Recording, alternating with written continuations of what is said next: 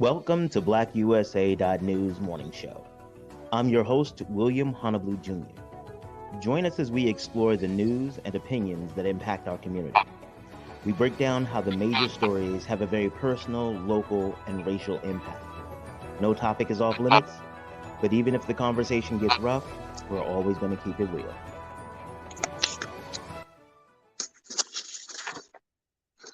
Greetings and salutations, all of my people out there in internet land. I am William Honolulu Jr., and I have the privilege, nay, the honor of serving as the host of the Black USA News Morning Show. Today is Thursday, March 3rd, 2022. Welcome to the third day of Women's History Month and National I Want You Happy Day.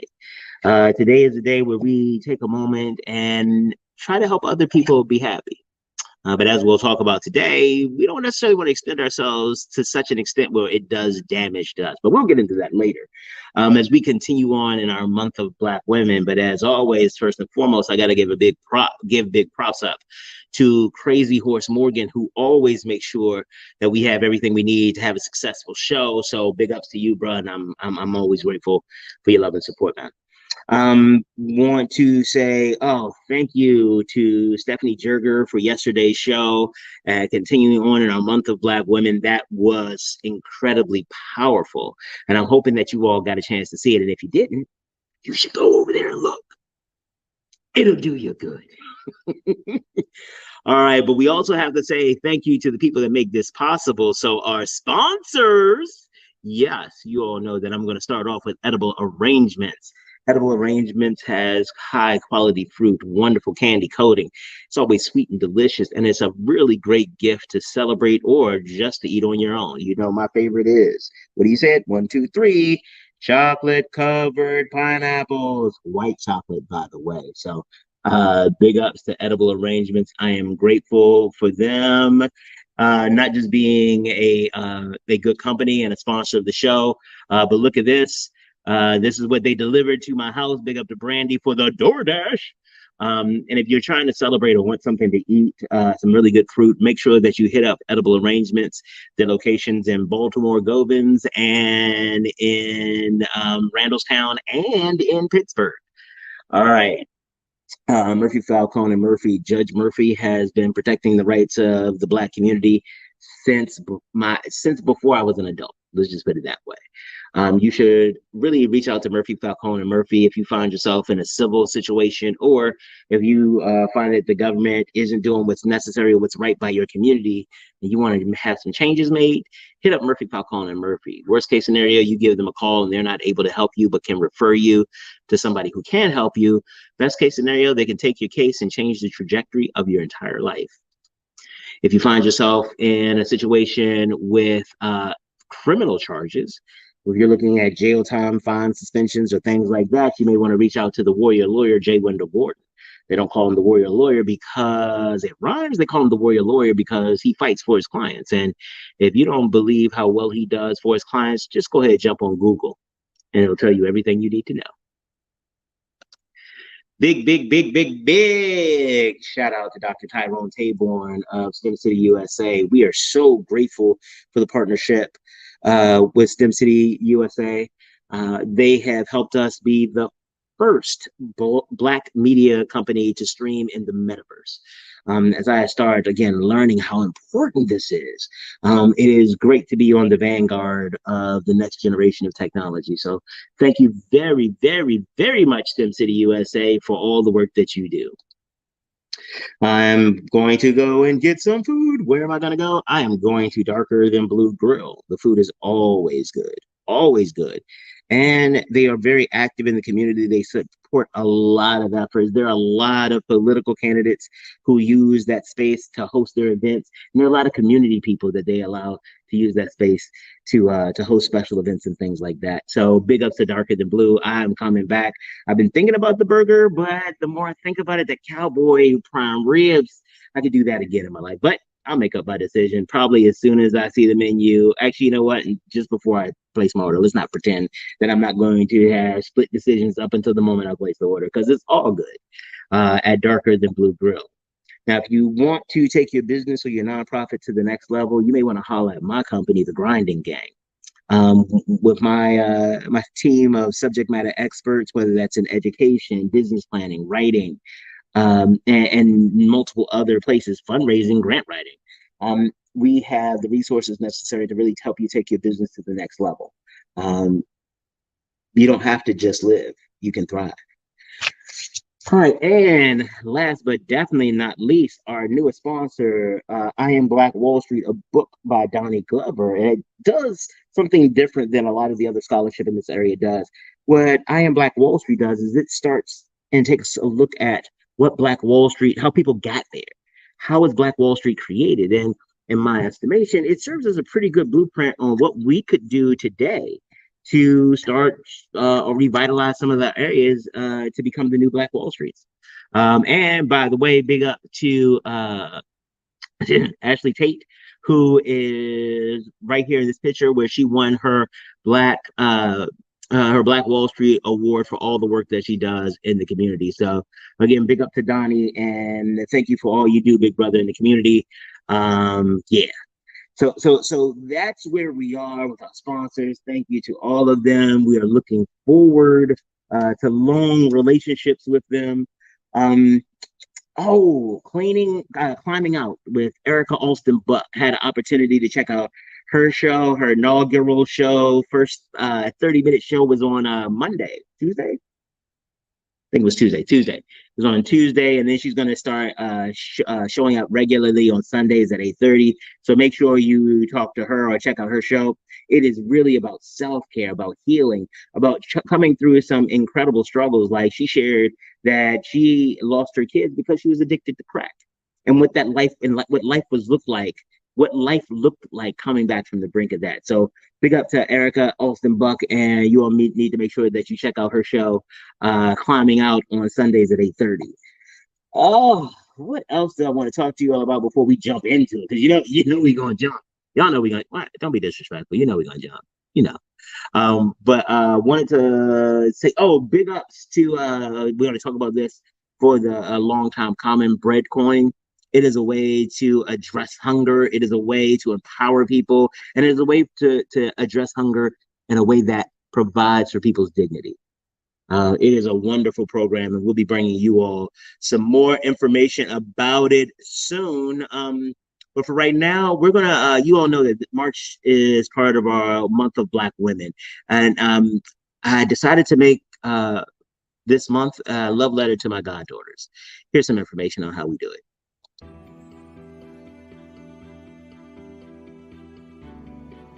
Dear Shanae and Simone, as you move through life as Black women, you will have a very unique experience. In many cases, you will be asked or expected to serve in roles that weren't clearly explained, nor did you really agree to. Over the course of my life, I have met some amazing women who have navigated some of the spaces that you will encounter. I want my village to share with you their stories of trials and successes to help provide a foundation to understand your power to choose the woman that you will become and the strength that you can find in your sisters. This series of shows is my gift to you. The women you will hear from are phenomenal. They come from different backgrounds and have chosen different paths for their lives. Each represents a facet of the Black woman experience.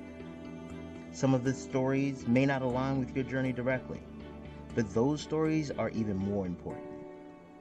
By listening closely, you can learn about uncommon experiences and find ways to support your sisters along your shared journey. I love you all so much, and I hope to see you soon.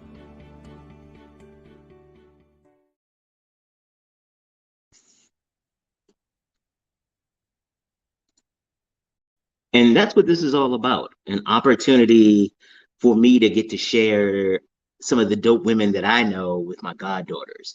And not just with my goddaughters, but with you all as well. Because one of the things that I found is that a lot of times Black women feel that they're in it by themselves. Sometimes they're not really able to see what's going on around them with other Black women. And I just think it's so important that the authenticity of those stories be told. And I have brought to you another incredible Black woman to help tell those stories. This is Dr. Michelle Talbert Horsey. She is a long-term friend of mine. Do y'all see how many dope Black women I know? Like how incredible my cadre of women that I know are. And she is no different. She has excelled in academics. She is the head of career service. You know what? I gotta remember my show notes. Crazy Horse said that I can't just go around talking about the guests like they're not going to show up and tell you all about them themselves. Okay, so I'm gonna calm down, calm down, and welcome Michelle. Hey, thank you for having me. Oh, absolutely. How are you doing? I am doing fantastic. Whoop, whoop. So let's you kind of know the setup of the show. I want to make sure that my goddaughter's hear about what it's like to be a Black woman. So the way I started off yesterday with Jurger, I asked her, I said, okay, imagine if aliens came to Earth and they say, hey, we're trying to understand how all of you people work out, how everything works. And Michelle, Dr. Talbert Horsey, explain to us what it means to be a Black woman in 2022. How would you answer that?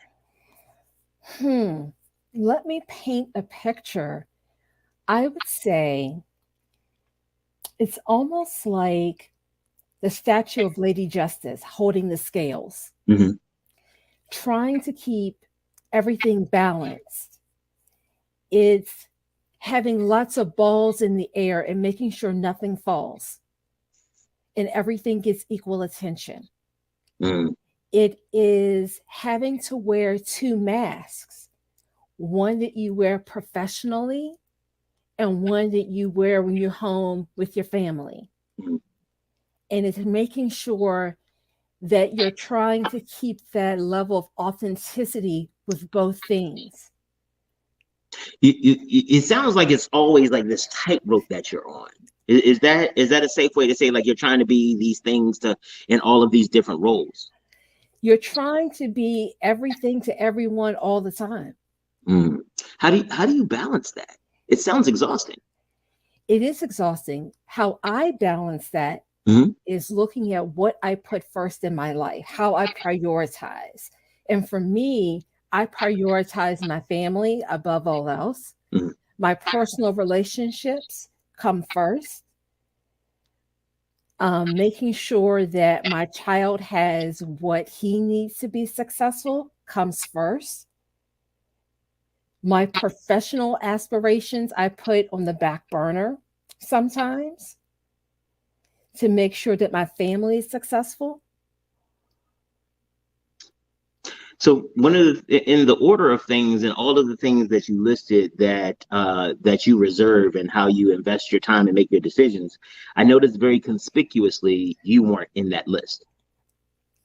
How do you balance your needs in addition? Because I mean, your family, because it's not just your nuclear family; it's the nuclear family you came from, an extended family, your personal relationships, and working and making sure your child has what he needs to be successful. What does that leave for you? To be completely transparent, that is something that I haven't started to address until this month. Wow. Okay. Was actually taking a look at what I'm doing for myself, and not only what I'm doing for myself, how I'm showing up.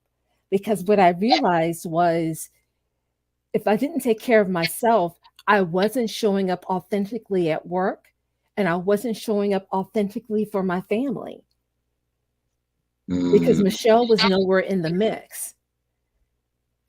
Okay. So what got you to start looking at taking care of yourself differently? Because it still sounds like it's motivated and understanding that you can't continue the roles of caregiver that you have or friend or what have you without taking reserving something for yourself. So even in your self-care, it is still focused externally.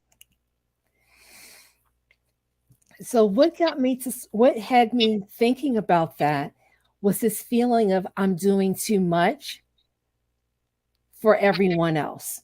And thinking about my own professional aspirations. and thinking about what my next steps were going to be and how I was going to show up in those next steps had me a little concerned because I wasn't thinking about that stuff. I was thinking about how to make everyone else around me successful. I subscribe to servant leadership. And in servant leadership, one of the things that we don't stress enough is how to self-care, because we're so focused on making sure that everyone else is okay. At least in my view. Okay. No, I think that is one of the things that happens a lot of times, and even in the conversations that I've had in the last couple of days on the show, that's come up a lot about this idea that Black women are raised to invest in others. They are groomed to focus on their children, especially like those family relationships. How old is your son? He's 16. 16. So as he started growing and getting older, and the recognition that his life is going to be changing as well, and his needs changing, it's kind of aligned with this idea that you need to start reserving some more things for yourself. So what kind of things have you started doing? To be completely transparent, I have massages on the regular. Okay. I have massages on the regular, and also to be completely transparent, I have a counselor. I am a trained counselor, but I have a counselor that I see to check in with, to make sure that my mental health is okay, which is really important as well, to make sure I'm not too far off on the scale and I'm tipping my scales over. A lot of people don't, I know some people would say, like, well, wait a minute, you're like a licensed counselor. Like you're a counselor. Why do you need a counselor? It's kind of like, for some people, like, why would a mechanic need a mechanic? Like, your car should always work well. Talk a little bit more about how important it is to rely on or to get professional engagements for mental health. Well, in my situation, the reality of it is that sometimes you can't see what's in front of you. You can't see when you're standing in it.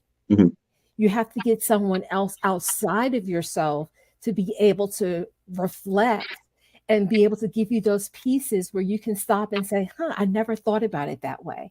Okay.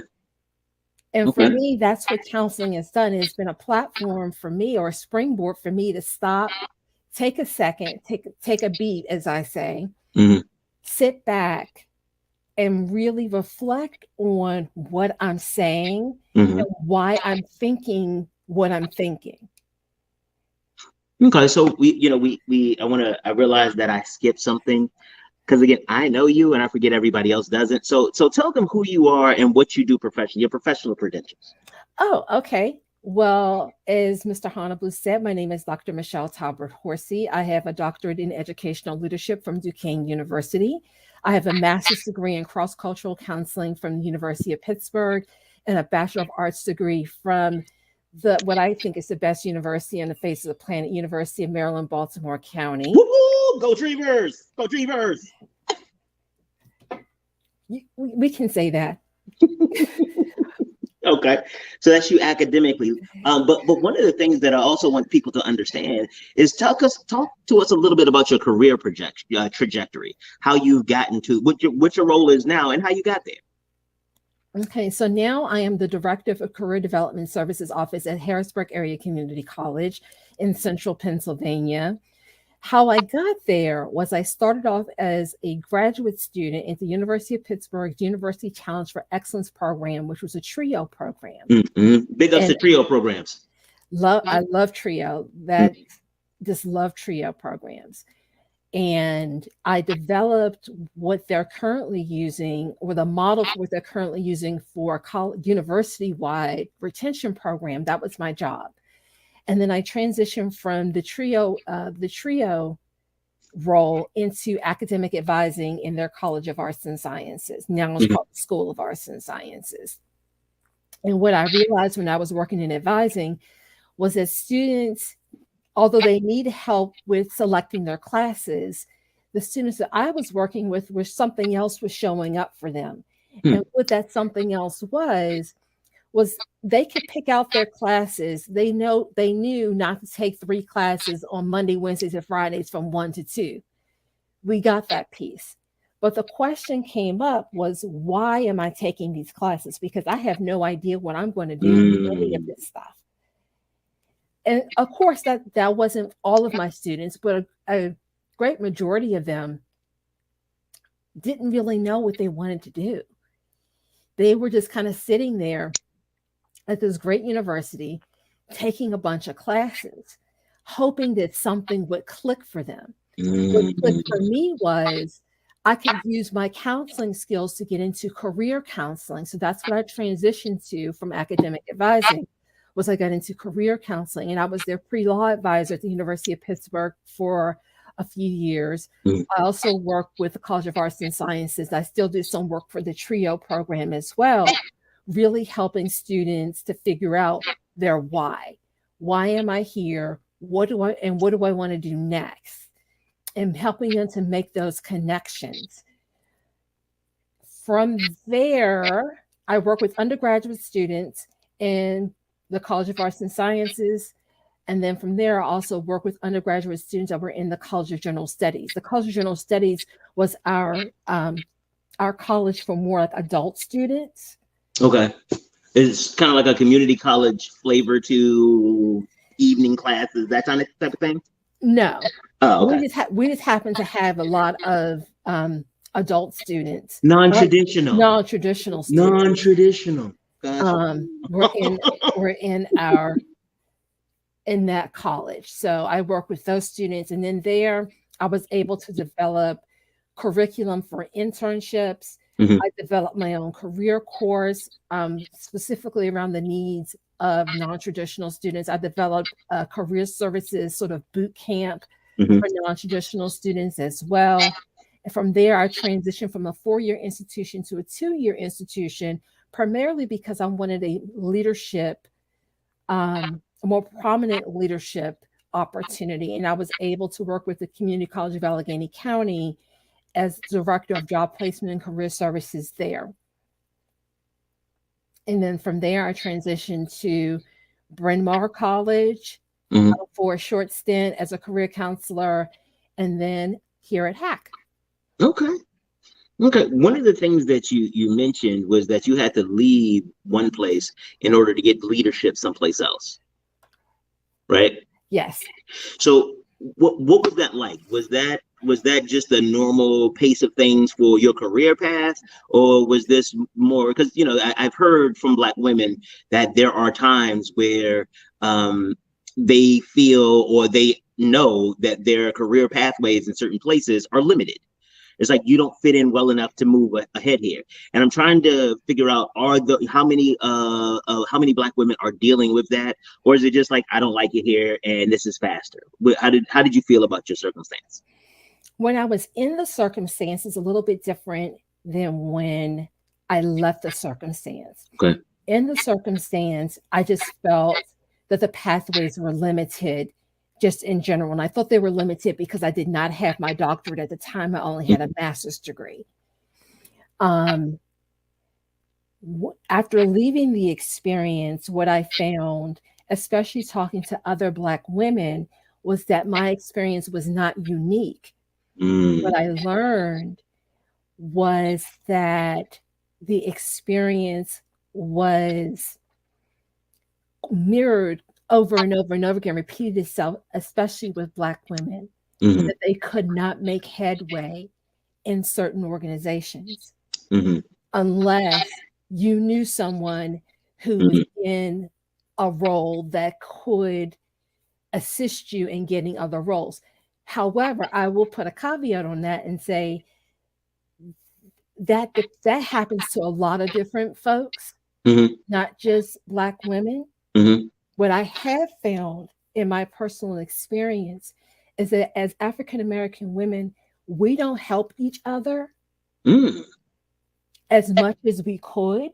There seems to be, in my experience, a crabs in the barrel type of mentality where it's like if one person's on top, others try to pull that person down or keep them from moving up to the next level. Right. If you're lucky to get to the next level, sometimes you find little to no support from from other African American women. Okay.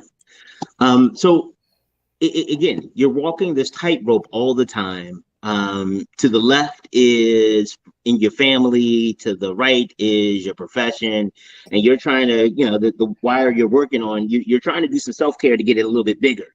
So you can be more sure-footed. And I appreciate the massage advice. That's some good advice. I might have to take you up on that myself. I might have to go get a massage. But as you are navigating this, and then you walk into this, what feels like really hostile environment, or at least not supportive environment, and then not to have support there, how have you been able to navigate through these spaces? I've been able to do it, quite frankly, out of sheer will. I know what I needed to do. I knew that I wanted to get my doctorate degree for a while. I was bringing it up to family and friends. And for me, it was just do or die, do it or shut up about it. And so I decided to jump and do it. Now I have incurred, and I'll be transparent here again, some significant debt through financial aid to do that. But I am glad that I did it. Because I was able to prove something to myself that I was able to do it, because I did it while I was still working. I didn't take time off. I was still raising my son. I think he was in elementary school or middle school at the time. I think it was elementary school. So I was still present for him, but I was able to do something for myself. I knew what I had to do. Because one of the things I grew up with, and maybe this is a similar shared experience with other African American women, is this value on education and this value on getting letters behind your name, meaning something. And that means something to me. Okay. So it's where your personal values are, and that was built over time with your family and your environment and the places that you excel. Yes. Okay, that makes a lot of sense. When you take a step back and look at your life, what would you describe as some of your successes? My number one success is raising a teenager who's empathetic. Talk about that. He is probably one of the most, now this is coming from someone who's a training counselor. We're supposed to be empathetic by nature and by training. He has more empathy than I have. And he's I go to him for advice. I ask him questions because he has a very great way of observing the world and being objective. Even though I'm his mom, he has no qualms about hurting my feelings and saying, well, Mom, this is what I think you're doing wrong because you're asking. Not that he would come out and just say, hey, Mom, by the way, I observed you doing this. I don't like that. It was you want some honesty. I'm going to give it to you, even if you don't like it, but I am not going to burden you with unnecessary criticism. Exactly. Cool. That's really cool. Exactly. But you mentioned his empathy, and I want you to talk more about why that is important. Why you see the presence of empathy as a success or a tool that he'll be able to use in life. I think being able to understand someone else's perspective is so important in understanding how they operate and how they move through the world. You know, I think that's what we're lacking in the world is people's ability to be able to do that. Okay. You have to be able to see a different perspective and be open to it. And one of the things that he's really good at is being open to seeing things from a different perspective and being comfortable with saying, I don't see it that way, but it's cool if you see it differently. Okay. Now that's a really big deal, and congratulations to you and the other Dr. Horsey for really instilling that into you all's kids. You all's kid. That's pretty cool. All right, so raising an empathetic kid, that's one of your biggest successes. What are some of the others? I think the fact that I was able to complete my doctorate in 3 years. Big up. I was the first one in my class to complete. And I'll tell you a story. I had to interview to get into the program. Mm-hmm. And a couple of people, they called back and I had to interview again. Mm-hmm. And I had to interview again because they said, we're not really sure about you. Oh, wow. We're not sure if you're going to stick with this, because prior to that, I knew I wanted to go back to school. So I was taking master's. I thought I was going to get another master's degree. So I was taking some master's classes. Mm-hmm. And I was adding classes, taking off classes, adding classes, taking off classes. But I was doing it because of my work schedule. So I was really trying to figure out how to make it work with my work schedule. And they called me on it basically and said, we noticed that you're doing these ad drops, and we're thinking that you're going to get into this program and you're going to flip-flop on us. Well, the chair of the department was in on the meetings, and he was the person. I was in there with the chair of the department and 2 other faculty members, so it was 3. And the chair of the department granted me admission. Mm-hmm. He said, I think you're going to be fine. And as I joke with him, as when I graduated, I said, now you can go back and tell them that you were absolutely right about me, since I was the first one in the class to defend. Right. So, but let's talk a little bit about that. You are all going to grad school is a big deal. And it is fraught with, the process is intimidating. You start, the bills are intimidating, all of that. And to start it off, when they're just going to say you've been adding and dropping, how did you? Because I know for me, let me say that for me, I'm not sure that would have pissed me off, and I might have gone to another school, or because I'm Patty, I work on it. I'm not going to work on it. Let me stop lying. I am not going to work on my Patty. It is who I am. It is my first language, and I am trying to have it be less effective on people. But when you started that program, how were you? Was this another thing about your will, like to hear that they don't believe, they're concerned about your success, and you still managed to get it done and done fast? Did that motivate you to get it done faster? That wasn't in my mind. Pleasing those people wasn't even in my. Wasn't even in my. High five from Baltimore. High five from Baltimore to you. Absolutely, you get the high five on the show. I appreciate that. It didn't. And going through the second interview didn't bother me. Mm-hmm. I just doubled down on what I knew to be true about myself, explained to them what was happening and why I made the changes that I made, and let it go from there. That's what's up. Wow. I didn't remember that part of the story. So the doctorate degree, your son, is there another success you want to round out the top 3 with? Well, or is that one to be determined? I would say the progression in my career, but I'm going to hold off on saying that. And the reason why I'm holding off on saying that is because my career is how I pay my bills. It's not necessarily what I value the most. As I started off this conversation with you, I said I started off with my family being the thing that I value the most. And that's where I am with my career. It's my career. If I move on to something bigger and better, fantastic. But I am not the person that's going to say, even if I do something, I'm sure I'm doing great things now in my career. I know I did great things in the past, and I'm doing some great things now, leading a fantastic team of career professionals. But that's not the most important thing to me. Okay. I appreciate that. Well, I want to say this too. I want to say that I also see with a lot of people, not just African American women, but a lot of people put their value on what they do.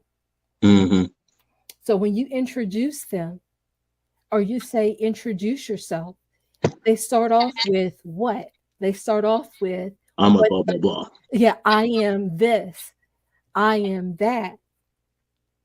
And that's not really who you are. That's what you do. The Well, hard work is. for some of us, they don't make a distinction between the two. And I used to be one of those. And that's true. That's true. Some people don't make the distinction. I make the distinction between what I do for a living and who I am as a person. Now, what I do reflects my values because I do believe in helping others. Mm-hmm. And I'm in a helping profession. So I do believe in doing that, but I don't have to do that as director of career services. I can do that Right. being a straight mental health therapist. I can do that going into academic advising or DEI work, diversity, equity, and inclusion work. I can go about helping others in a number of different ways. I choose to do it this way because that's the path that has been open for me. And from what I have seen, I've had an opportunity to read your dissertation and see some of the other work you've done. And I think you're doing a good job. And by the way, I am a subject matter expert in these areas, so I can say that with authority, just FYI, in case anybody was wondering who are you and why. Check, Google me, check my credentials before you start questioning. And I know nobody actually questioned me. All that happened in my head. But if you were out there thinking it, oh, this is why I go to a therapist. Never mind this stuff. So many of the conversations that I've had, people have told me that there was like an incident or something that they discovered in their lives that changed the trajectory of it or got them to see life differently. Has there been anything for you that really got you to go like, wow, my entire perspective has changed and really impacted your life? Yeah, I would say this happened 10, maybe 11 years ago. And this happens throughout life. Mm-hmm. Is when people pass, Mm. no matter their age. But I had a student that passed away. She was only 23, Mm. and she passed away on her way to student teach. Her car flipped over. She hydroplaned, and her car flipped over a bridge, and she passed. And this was my first student that I personally have worked with, and I knew passed away, and that changed my perspective in terms of value, what I value. Mm-hmm. Because life is short. Mm. She was on her way to teach. The beginning of her career. And this happened. And it just reminded me that these types of things, I mean, they happen in life. Mm-hmm. Death happens in life. That's the cycle of life. But every time someone passes, I think about the legacy that they leave. Mm. And I also think about what I want my legacy to be. Mm-hmm. And I think about how I show up in the world and learning how to be authentic. Sounds like there's also a whole thing about living deliberately. Like, I have decided that I am going to do these things. I have decided that these things are important, and then you move forward toward it. I know one of the things that a lot of my guests before have talked about a little bit has been this kind of thing. And you, as a trained counselor, you might be able to talk about it from a different perspective. When they talk about things like there's insecurities and imposter syndrome showing up when they're providing Black excellence. Can you speak on kind of the imposter syndrome and those types of feelings as Black women are navigating some of these spaces that are kind of hostile to them as you find? The imposter syndrome, for me, it shows up even now as a director. And I've been a director for 9 years in prior positions. I still had that imposter syndrome of, do I know enough? Should I be here? Maybe they made a mistake in giving me this job because maybe I don't know as much as I should know about something. And that's where I learned to give myself some grace. Mm-hmm. Mm. And be okay with not knowing. I think a lot of times as African American women, we're put in these positions of, you have to, if we go into especially predominantly all white spaces, you have to be the smartest person in the room. What happens if you're not? Exactly. That's the big question. What happens if you're not? Is you get that feeling of the imposter syndrome. Like, maybe I'm not supposed to be here, or maybe I'm not what these people think I am. How can I then just starts you on this whole cycle of how can I be better and what's wrong with me? And nothing's wrong with you. You may not know everything. Say that part again. What's wrong with you? Nothing's wrong with you. Say that again. What's wrong with you? Nothing's wrong with you. Go ahead and keep talking, because that I want, if when they are listening to this, that is one of the take homes that I want my daughters to know. There's nothing wrong with you. You are so perfect and exactly what you need to be. One of the things I've learned is that you have what you need to be in the room. Now, is there space to grow? Absolutely. Are you going to know everything all the time for every person and be able to answer every single question? No, because that's not the reality of life. No one knows everything, and people who tell you they know everything need to see a therapist. Because they don't know, because it's impossible to know everything. Right. Like, it's impossible to know what to say at the right moment all the time. But that's the pressure that we're under, is to be perfect all the time and be willing, even though you may not feel like it, be willing to shoulder the responsibility that comes with knowing everything. So So this has happened. Things like this have happened to me before. And one of the things that it took me a while to figure out is that just because somebody wants something or somebody expects something from you doesn't mean they expectations are, one, reasonable, or two, that you have to meet them. So as you show up in these places and this expectation of perfect, or, because they, real talk, it's not like they expect a lot from you anyway. You're a Black woman and probably an affirmative action hire. So, as long as you stay out of our way, that kind of attitude. So how do you navigate? Like, it sounds, how do you navigate when people put their expectations on you and you never ask for it and their expectations aren't reasonable? I'm sorry, I guess that's my question. This is just it's even frustrating to hear. So I apologize. You got to live with it. No, how I handle that expectation is realizing that it's their expectation. They're operating off of a completely different paradigm than what I'm operating off of. And just because that's what they want, doesn't necessarily mean that that's what they're going to get, and doesn't necessarily mean that it's even reasonable. Because so how do you tell them that? How I tell them that? Yeah, because I know that this is the type of thing that happens not just professionally, but family, relationships, even with kids. And so I have been looking at that skill set on how to set these boundaries and how to say, like, hey, that's on you, not me. So how do you do it? I tell people what I can do. This is, I hear what you are asking. This is what I can do. This is what I can do for you. So what about their disappointment? How do you manage that? Then you have to be disappointed. Okay. I because I don't feel like I need to manage your feelings.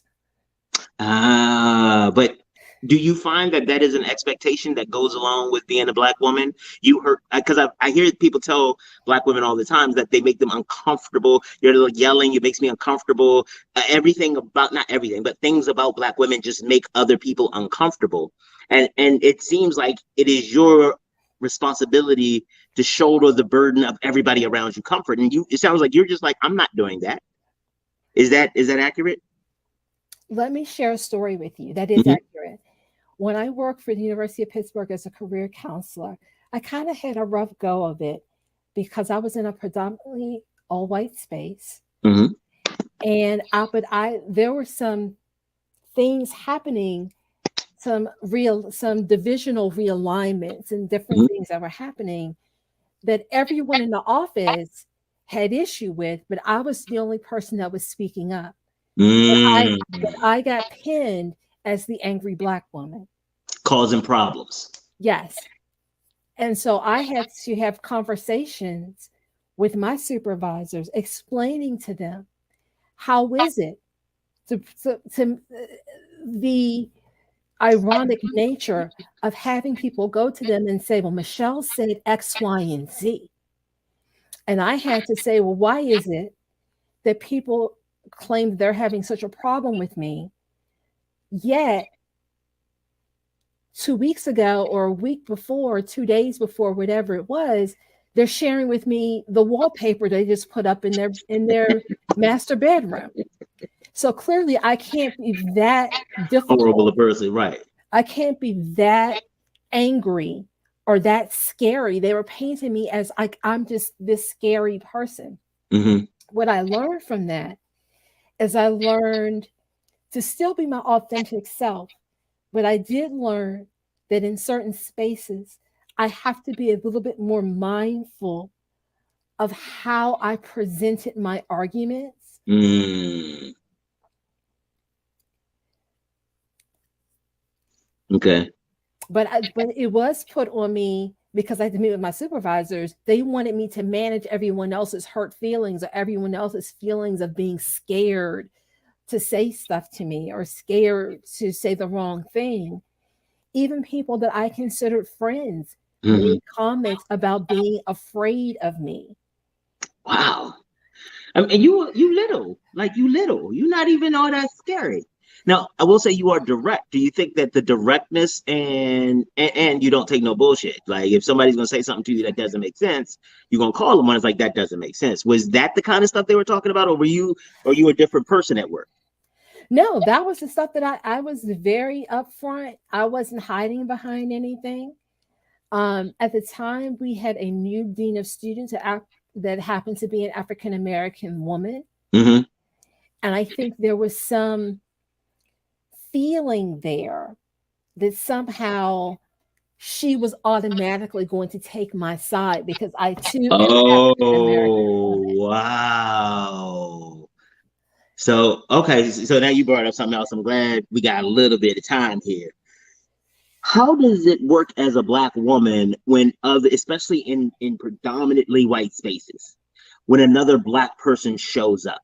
What does that look like? What does that feel like?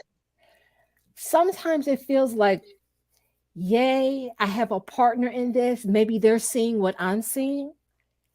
However, sometimes it could be a situation where their mask is so firmly to their faces that double consciousness that W.E. Du Bois talks about, that mask is so firmly in place that they don't let it slip for anyone, not even someone who shares maybe a similar ethnic and racial heritage as they have. And I say that because what I mean by that is that they don't offer any kind of camaraderie or support. They go the opposite way. Instead of offering support to the other African-American person there, they run in the opposite direction because they don't want to be seen as playing favorites or creating cliques. Especially if it's a person who's in a higher level position. Mm-hmm. Sometimes what I have found, and I've been in positions where African-American women have been my superiors. I've had situations where they have not helped career-wise, or even though they were in positions to help career-wise, they did not. They were harder on the African-American people in the office than non-African-American people because they wanted to prove a point that they weren't playing favorites. Right. I'm going to show you how equal I can be by being harder on somebody because you all think that I'm going to be easier on them, which actually is just discrimination for another reason. Mm-hmm. One of the things that you talked about was that idea of the duality of consciousness that you have to have as an African American. But I don't think that it is really a duality for African American women. It is much more of a plurality.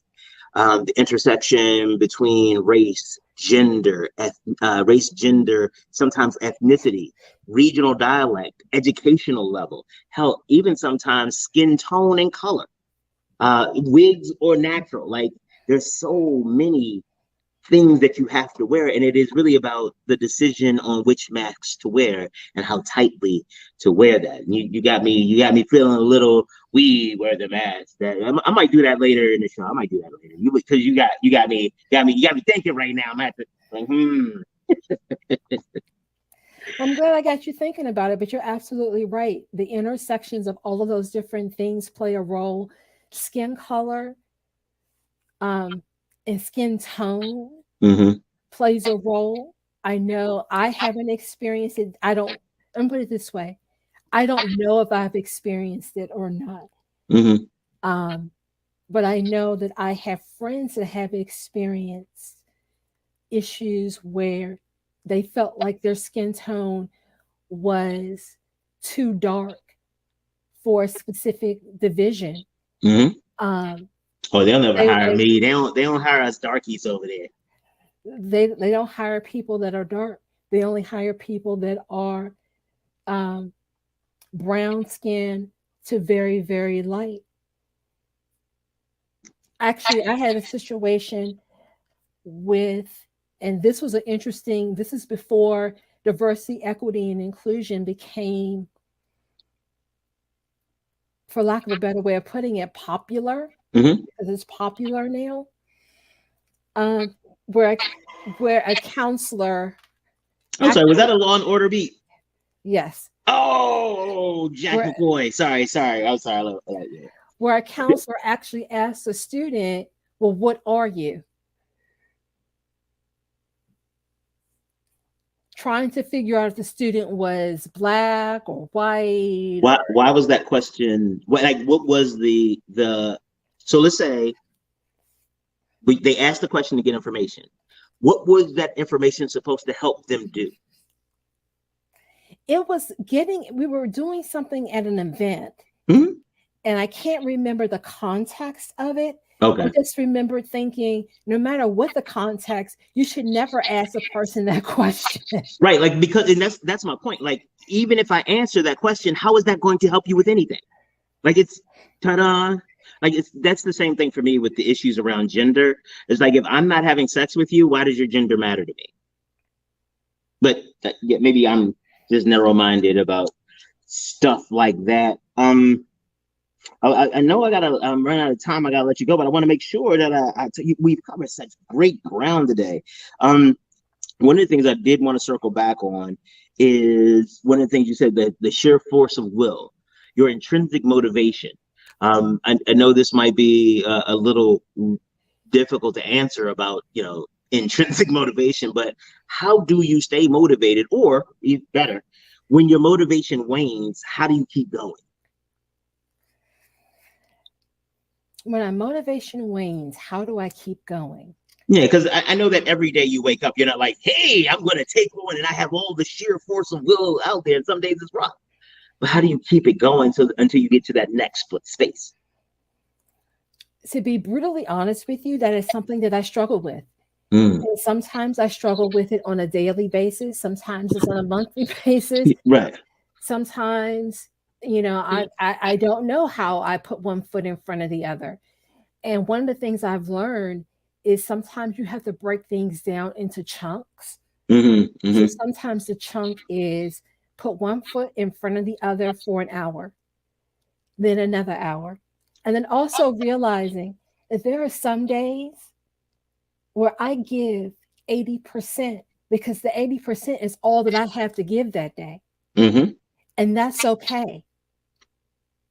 And being okay with the fact that I only have 80% to give you.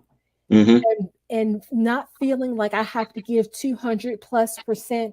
I have boundaries around my life. My job is 8 to 4:30. And on occasion, I'll do evening things or early morning things. But my job is, by and large, is 8 to 4:30. Mm-hmm. I'm out at 4:30. Because you've decided that your family is your priority, and things that take time away from that. Is that what you're saying? I just want to make sure I'm clear. Yeah, my Okay. family is my priority, and that's family time. Well, I tell people one thing to do is set boundaries, especially because we're in this remote environment around emails, Mm. because you'll be stuck on emails all day long and all All night evening long. long Yeah. and all evening long. You have to carve out time for yourself. Mm-hmm. That's part of the self-care too, is understanding when you're at your bandwidth, Mm-hmm. Mm-hmm. your personal bandwidth, and knowing and understanding too, you can't compare your bandwidth with someone else's. Say it again. You have to look at yourself as a unique individual with unique needs, wants, desires, um, and tasks that you need to complete in your day. Mm-hmm. Because, William, because your bandwidth can take you to 7 o'clock at night or 8 o'clock at night, 9 o'clock at night. I don't strive to do that in my life. And that's okay that I Mm-hmm. don't strive. That doesn't mean that I am a loser. It doesn't mean that I'm slacking. It Mm-hmm. doesn't mean that I'm not as effective as I could be. That means I got all of my work done between 8 and 4:30. Now, if there's something I didn't get done, I will stay on until I get it done. But I But even then, isn't that within reasonable times? Is like if you gave me 7 p.m. worth of work at 7 p.m. worth of work, then you should know that I'm gonna have to do some of it tomorrow because I get off at 4:30, right?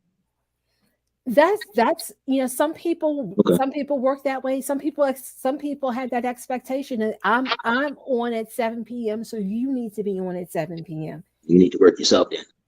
Then that's not it. But how I motivate myself really is sometimes it's moment to moment. It's moment to moment some days. But I just put one foot in front of the other. I try to, as much as I can, focus on when negative things arise, Mm-hmm. or I'm feeling the imposter syndrome, or whatever is happening. Sometimes you just feel down in the dumps. You just have the blues, and that's why they're called the blues. You have the blues. What do you do? For me, one of the things I'm starting to do more is Mm-hmm. take time out to meditate. Mm. And it's not long. It's not like 20 and 30 minutes and 40 Mm-hmm. minutes. I take little spurts, like 10, 15 minutes throughout my day Mm-hmm. to reset and refocus. And then I focus on what is important to me, Mm-hmm. and try not to tie my value into whatever task I have to do that day. Okay. Okay. Wow. We got to the end of this, and it's just like I am grateful for what you shared. You have again this series of shows. This is only the third one in, and it has been even more than I thought that it could be. Um, I am grateful for you for sharing your time and also your experience with my goddaughters and the rest of the morning show. I had to do a little flair at the end of that. A little I flair. see that. I see. You're about to give me jazz hands. Yeah. No, I don't do jazz hands because I was a cheerleader, so I have sparkle fingers, baby. Okay, I don't do like jazz hands. That's for the dancers. Sparkle fingers on this side.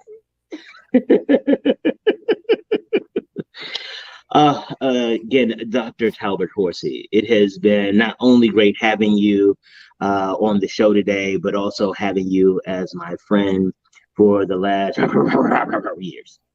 I did that more for you than I did for me because I'm happy with all my grades and stuff. But I know sometimes people get a little sensitive about stuff like that. So I'm trying to be respectful. No, I'm happy to. I will put my age out there. I don't care. Good biz. All right, Doc. I will talk to you soon. Thank you so much for having me. Absolutely. And I'm looking forward to having you back, right? We can talk. Hey, maybe you can come back and talk to us a little bit about how our audience can prepare for their careers. How about that? That sound good? That sounds great. I can do that. Cool in the gang. I will talk to you soon. Okay, thank you. All right.